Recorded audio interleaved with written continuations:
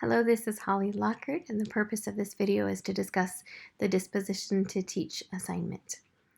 I feel I have several of the dispositions that are discussed in the resources that I'm putting into practice already in my own educational career and also in my teaching.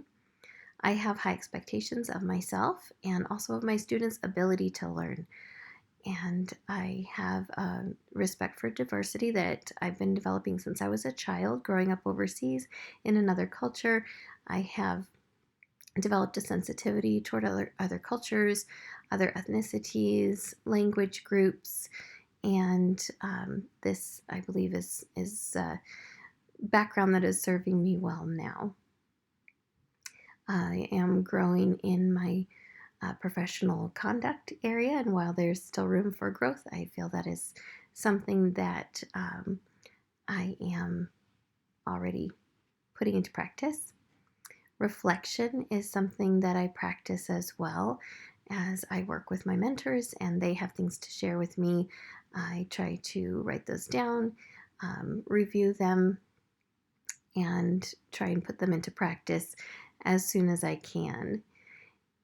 Compassion is a strong suit, as well as advocacy, wanting to make sure that every student is getting what they need, and especially those areas that are not strictly academic but affect their learning ability. And going hand in hand with that as well is fairness, wanting to make sure that what I've said to one student is not going to be perceived by another student as, well, that's not what you said I had to do, or how come they get to do that? And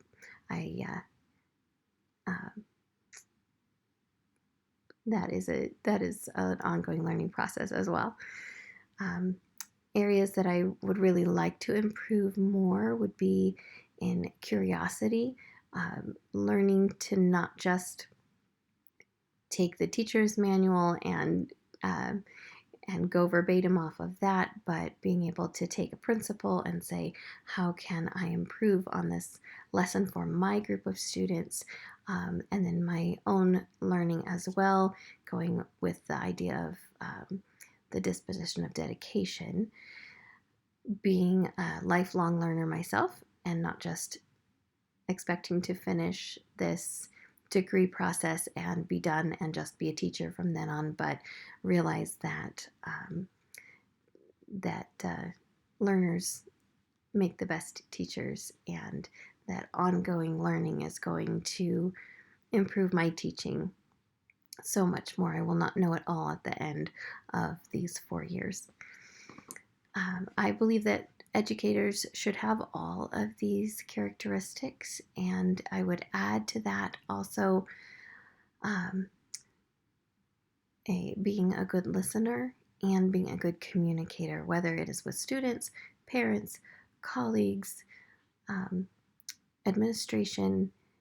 Good communication and good listening is going to be paramount to every relationship, especially for students and parents, knowing that they have been heard and that a teacher is going to be receiving that communication, pondering it, putting it into perspective and into effect as need be in the classroom for their particular child.